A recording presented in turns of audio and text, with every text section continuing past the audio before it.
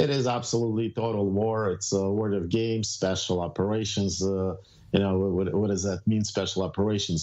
Special because you're bombing indiscriminately civilian buildings, hospitals, daycare centers, schools, churches. A mosque has been bombed as well, where children were hiding. So if that's what a special operation mean by an armada of Russian tanks and airplanes, and Ukrainians are fighting like hell, and created over already 2.5 million refugees, the mostly women and children, of course, that are leaving Ukraine for the neighboring countries. I don't think it's a military operation, a special operation. I think it's an absolute war in the middle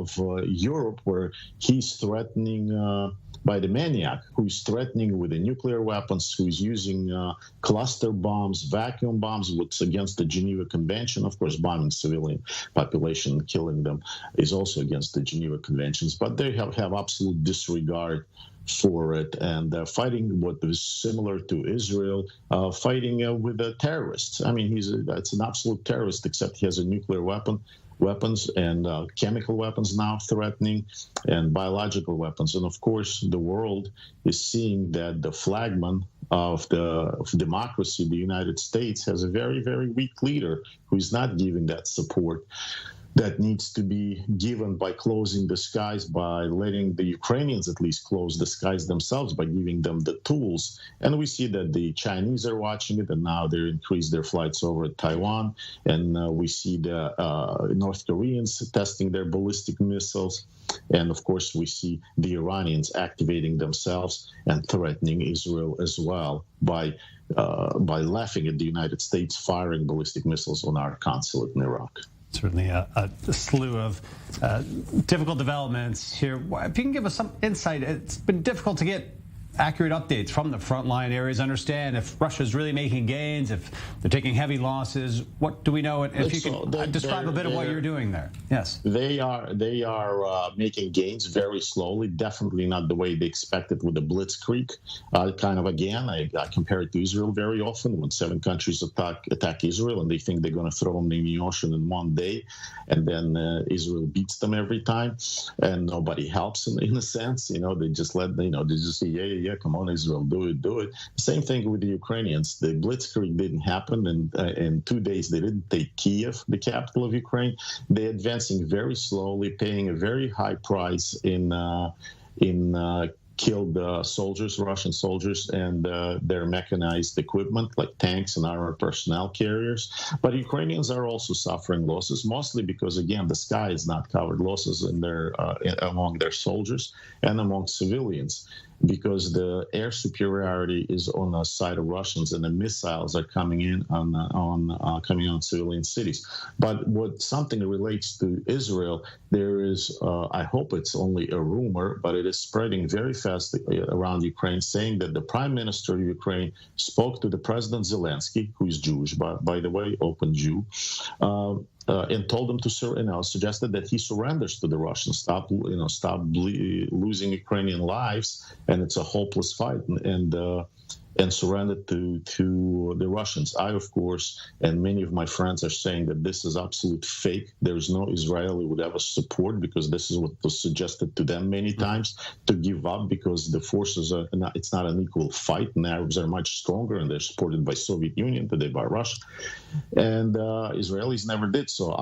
I don't think that any Israeli, especially their prime minister, would suggest something like that to the Ukrainian president. Ukrainians will win. I want to get your thoughts on another element here. You touched on this a bit about NATO, the lack of a no-fly zone, let's say. The Polish president, Duda, was quoted saying that any weapons of mass destruction deployed by Russia would be a quote-unquote game changer. Is there a scenario where NATO could get more involved on the ground or enforce a no-fly zone? Do you see any more activity? I mean, if the Russians will say, there are plenty of Russian speakers in Israel. There's a Russian world out there. We ought to come and liberate them from the Zionist fascists. out there. And he comes into Israel and he says, well, if you don't let me occupy it, I'm going to use a nuclear weapon. And we're going to say, oh, okay, all right, well, then it's okay. Then we're out of the fight. We also have a nuclear weapon. How about that? How about taking a stand and saying no? Every time we took a stand against him, whether it was in Israel, whether it was in Georgia, we pulled in 2008, we pulled few ships in the Black Sea. Putin stopped, pulled back. In Syria, when the Wagner group was bombed by us and killed them, he pulled back. He didn't say a word. Even when the Turks shot down his airplane because it entered the Turkish airspace for 40 seconds, he did not say anything. But as we're retrieving, we're inviting him. We're saying, yes, he can do it because he says, oh, I'll use a nuclear. He's bombing a nuclear facilities. He's firing from a tank on a nuclear facilities. He occupied Chernobyl and cut the communications or the observation to the nuclear watchdog, and they don't know what's going on there. So he can create a nuclear disaster anyway. So as long as we're showing weakness and fear, that's what this modern-day Hitler is feeding on. When Hitler saw the weakness that nobody wanted to save the Jews, it was a green light to kill him. When the St. Louis was sent back. How long can they hold out in the face of this Russian onslaught, which by all accounts appears to be just ramping up by the day? David, thank you very much for promoting me to the NATO chief, but I was only chief of staff for representation in Moscow, Russia. But anyway, it's maybe in my next life I will be. But they're definitely fighting. The Russians are suffering huge losses. They're demoralized. And again, we're looking at something where there's a slave army fighting for they don't know what, they don't know where, they don't understand the purposes because of some KGB paranoid thug, psychopath wants to conquer everything around him. And but the Ukrainians, they very often they compare themselves to Israelis. They're saying, but we're fighting for our land. We're fighting for our homes. We have nowhere to go. We don't care if nobody really supports us. Yes, we're getting some help, but nearly not enough and not on time. But we do. And there are Ukrainian nationalists who are even by the United States government considers to be a right-wing supremacy groups or whatever we call them, but they often compare themselves to the Zionists. And I know many of them, and there's nothing Nazi about them. They just fight, they love their land, and they fight for the land just like the Zionists do for Israel. So there's a lot of misinformation. There's a lot of fakes are coming to Ukraine today, but the Russians are suffering a huge losses that they did not expect. And there are many deserters. There are many people that just refused. There was a rebellion on board the Marine landing ship that the Russian Marines did not want to land in the city of Odessa, which is, by the way, a heart of the Jewish land in Russia. That's where most of the Jews used to live before Soviet Union collapsed. And they didn't want to attack that city. So there's delays in those kind of things. And of course, we know how the army works, and especially such a massive army, such a huge army. There's supply shortages, there's confusion, they're fighting with the different types of vehicles. They're not fighting with one Abrams tank and one Merkava tank.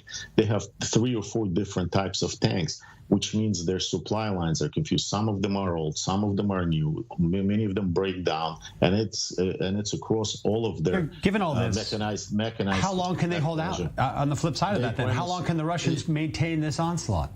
The Russians, their lives, again, how long can the Arabs fight Israel? It's a never-ending story. There are just too many of them, and there are just too few Ukrainians. But Ukrainians are fearless, and they fight, and they'll go into the sewage, they'll go into the mountains, they'll go into the forest, and they will fight. The Russians are saying now they're going to bring Syrian volunteers to fight the Ukrainians. And Ukrainians say, come on in, we'll fight you. We'll fight anybody that comes into our soil. Again, huge comparison to Israel, the same kind of patriotism, the same kind of will to die for their country, or better yet, to kill the enemy for their country because they want to live, but they will run out of blood eventually, the Ukrainians, if the West will continue to be coward and not get involved and protect and do what the right thing to do.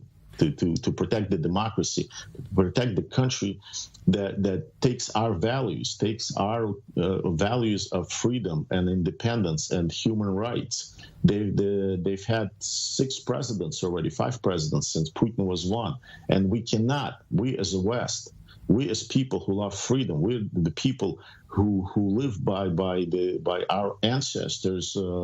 We cannot allow a KGB thug threaten us with the nuclear weapons and let him kill children and let him kill innocent people and conquer like a barbarian in I don't know which century. I mean, again, like Hitler.